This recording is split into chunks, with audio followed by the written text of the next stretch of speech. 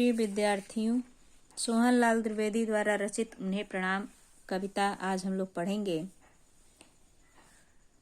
जो गरीबों के साथ, दीन दुखियों के साथ खड़े होने वाले लोग हैं, जो उनके साथ खड़े रहते हैं, उनके सुख दुख में साथ रहते हैं, ऐसे व्यक्तियों को प्रणाम करते हुए वह कहते हैं कि जिनके नाम ज्ञात हैं, अज्ञात हैं, वह सभी लोगों को मैं प्रणाम करता हूँ। ऐसा इन कविता में संदेश देते हुए कहते हैं। आइए चलिए देखते हैं। भेद गया है दीन अश्रु से जिनका मर्म, मुहताजों के साथ न जिनको आती शर्म, किसी देश में किसी वेश में करते कर्म, मानवता के का संस्थापन ही है जिनका धर्म। ज्ञात नहीं जिनके नाम उन्हें प्रणाम, सतत प्रणाम, उन्हें प्रणाम, सतत प्रणाम।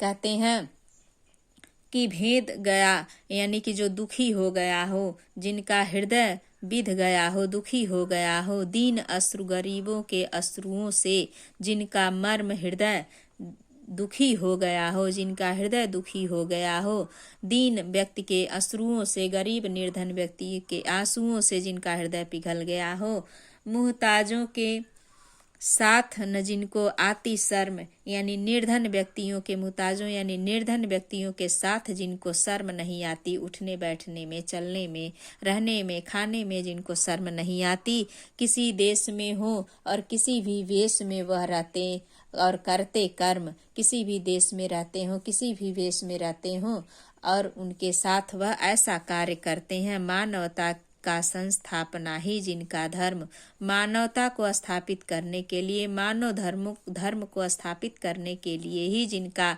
धर्म है, जिनका कार्य है। ज्ञात नहीं जिनके नाम मैं जानता नहीं हूँ, ज्ञात नहीं है, मुझे पता नहीं है, उन्हें प्रणाम। ऐसे व्यक्तियों को प्रणाम, सतत प्रणाम, निरंतर प्रणाम, लगातार मैं प्रणाम कर रहा हूँ। सतत यानी निरंतर प्रणाम कर रहा हूँ। ऐसे सोहनलाल द्विवेदी जी कविता लिखते हैं। प्रस्तुत पंक्तियों में आप लोग लिखेंगे। अनुप्रास अलंकार है, शांत रस है, सरल सुबोध भाषा शैली है, प्रसाद गुण है। और आगे देखिए। कोटि कोटि नंगो भिखमंगों के साथ जो साथ खड़े हुए हैं, कंधा जोड़े उन्मत्त माथ, शोषित जन के, पीड़ित जन के कर को थाम, बढ़े जा रहे उधर जिधर है मुक्ति का प्रकाम। ज्ञात और अज्ञात मात्र ही जिनके नाम, वंदनीय उन महापुरुषों को सतत प्रणाम, सतत प्रणाम। कहते हैं कि कोटि कोटि, करोड़ों करोड़ों नंगो और भिखमंगो, जिनके पास कपड़े नहीं है, वस्त्र नहीं है पहनने के लिए, वह करोड़ों लोगों के साथ, भिखमंगो लोगों के साथ, जिनको खाने के लिए 2 वक्त की रोटी ना हो, उनके साथ जो खड़े हैं, खड़े हुए कंधा जोड़े, उनके साथ कंधा से कंधा मिलाते हुए, उन्मत्त माथ और ऊंचा मस्तक किए हुए चलते हैं। शोषित जन के, जो सताए हुए जन हैं, पीड़ित जन के और जो दुखी मनुष्य हैं, कर को थाम, उनके हाथ को पकड़े हुए अपने हाथ में चल रहे हैं। बढ़े जा रहे उधर जिधर है मुक्ति का प्रकाम, और उधर उनको लेकर के बढ़े जा रहे हैं जिधर मुक्ति का मार्ग है, मुक्ति का प्रकाम है, उधर वह बढ़े जा रहे हैं। कहते हैं कि करोड़ों भिखमंगे नंगे भूखे लोग हैं जो इस धरा पर, उनके साथ जो खड़े हुए हैं कंधा जोड़े, बड़े व्यक्ति जो उनके साथ कंधा जोड़े खड़े हैं और उन्मत्त यानी ऊंचे अपने मस्तक को किए खड़े हैं, जो सताए हुए मनुष्य हैं, जो पीड़ित मनुष्य हैं, उनके हाथों को थाम करके खड़े हुए हैं, उन्हें आगे बढ़ाने के लिए बढ़े जा रहे उधर जिधर है मुक्ति का प्रकाम, और उधर उनको लेकर के बढ़े जा रहे हैं जिधर मुक्ति का मार्ग है। ज्ञात और अज्ञात मात्र ही जिनके नाम, कुछ लोगों के नाम तो ज्ञात हैं और कुछ लोगों के अज्ञात हैं।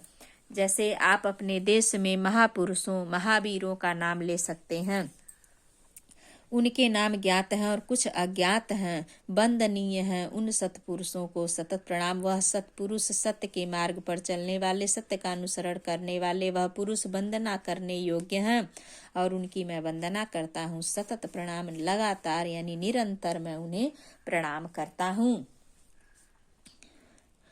जिनके आगे देखिए, जिनके गीतों को पढ़ने से मिलती शांति, जिनके तानों को सुनने से मिटती भ्रांति, छा जाती मुखमंडल पर यौवन की क्रांति, जिनकी टेकों पर टिकने से टिकती क्रांति, मधुर मरण मधुर बन जाता जैसे वरदान।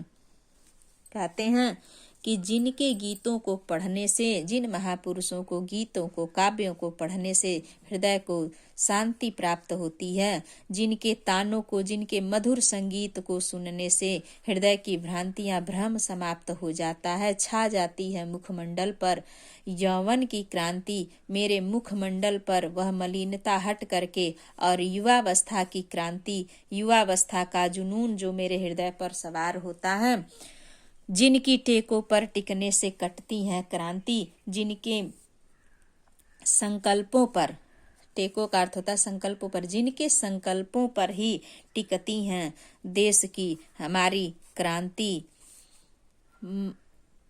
मरण मधुर बन जाता जैसे। अब इसमें काव्य का सौंदर्य देख लीजिए आप लोग, वीर रस है इसमें, और वीर रस है, ओजपूर्ण शैली है,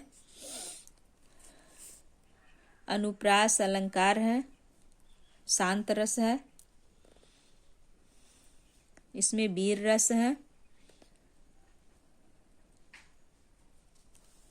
आगे चलिए, सरल सुबोध भाषा शैली है। आगे चलिए देखते हैं। मरण मधुर बन जाता है जैसे वरदान, अधरों पर खिल जाती है मादक मुस्कान, नहीं देख सकते जग में अन्याय वितान, प्राण उच्छ्वसित होते होने को बलिदान। कहते हैं कि मरना मधुर हो जाता है, मरना दुख नहीं होता, मरना भी मधुर बन जाता, मृत्यु भी मधुर अच्छी हो जाती है जैसे वरदान के रूप में हो, अधरों पर खिल जाती है मादकता मुस्कान।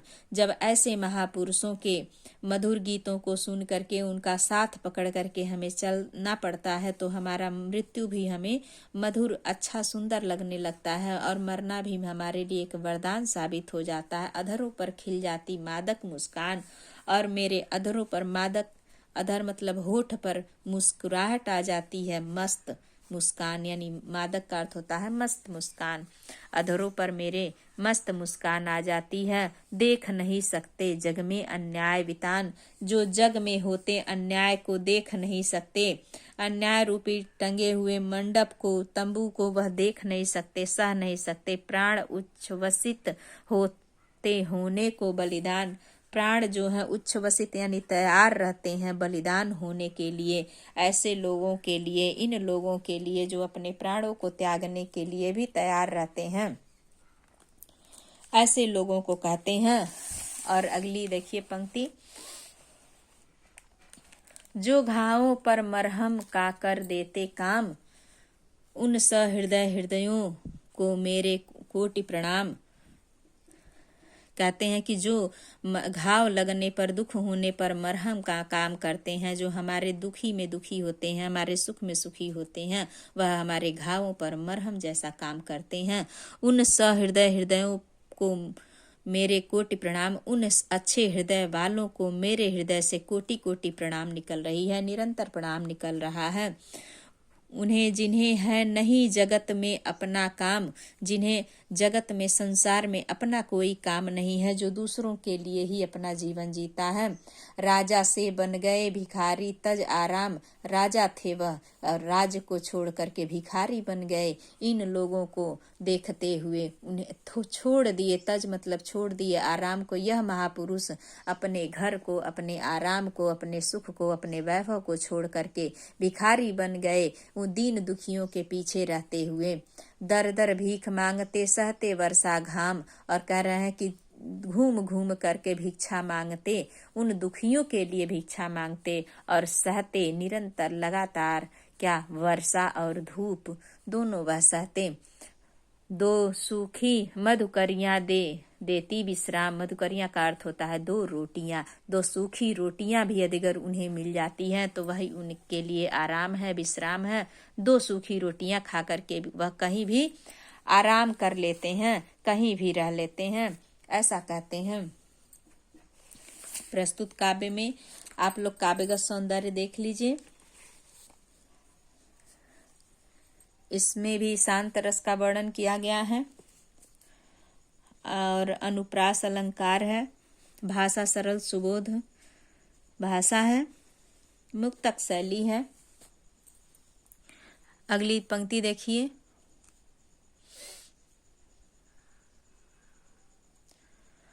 जिनकी आत्मा सदा सत्य का करती शोध, जिनको है अपनी गौरव गरिमा का बोध, जिन्हें दुख पर दया, क्रूर पर आता क्रोध, अत्याचारों का अभिष्ट जिनको प्रतिशोध, उन्हें प्रणाम सतत प्रणाम कहते हैं।